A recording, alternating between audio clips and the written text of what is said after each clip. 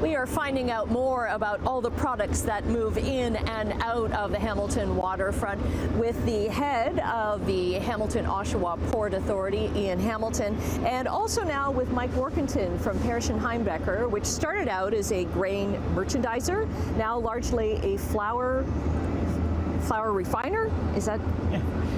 Flour miller. So flour miller. We are still heavily in the grain merchandising across the country and throughout the world, but flour, we have become one of the larger flour millers here in Canada, specifically here in Southern Ontario, and the Port of Hamilton has become a very significant location for us, strategically located to the commercial baking industry here in Southern Ontario. Right, and Ian, this was one of your first big projects when you came on as head of HOPA, because you saw the need to diversify kind of away from steel. Still do a lot of steel, but into other agriculture products. Yeah, I joined the Port Authority just over 16 years ago, and Parrish and Heimbecker was the first large project that we tackled. And you're exactly right. We recognize steel is going to continue to be an important product for Hamilton, but we also thought let's see whether we can diversify. And agriculture was the area that we saw the big opportunity and the need to create better supply chains for. So, Mike, a lot of the flour comes in from Western Canada, and the wheat comes in. Grain comes. I'm getting all my terms here. Grain comes in from Western Canada. You hold it here, but then you also mill it.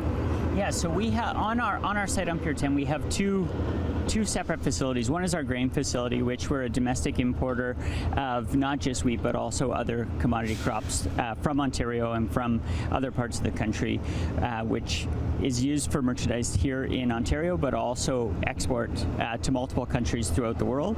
And then we also have one of our largest flour milling operations in the country here at the Port of Hamilton. As the Canadian population's grown over the past couple of years, we've seen significant growth in the demand for quality baked goods. And one of the things we pride ourselves on is the quality of Canadian flour that we mill here and throughout the country. And so we've adapted to that change in the commercial baking industry with some significant growth here in the Port of Hamilton. And it's just because you're here as well, because there are so many bakeries, commercial bakeries here. Or Ian, is it kind of the other way around? Those commercial bakeries grew as a result of what's going on here at the port. I think it was a combination, but certainly the investments that Parrish and Heimbecker and others have made have created a whole new infrastructure base for food manufacturing in Southern Ontario. We heard a little bit about the sugar earlier and the flour. We've got all the ingredients for a perfect cake. Right. So how many shiploads of grain would come into the port for you? I don't even know the answer.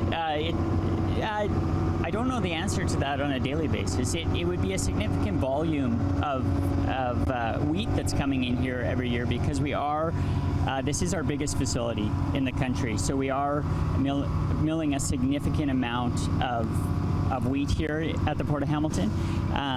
However, we also use this as an export terminal for corn, soybeans, soybean meal that goes into the animal feed industry here in here in Ontario and other parts of the world as well.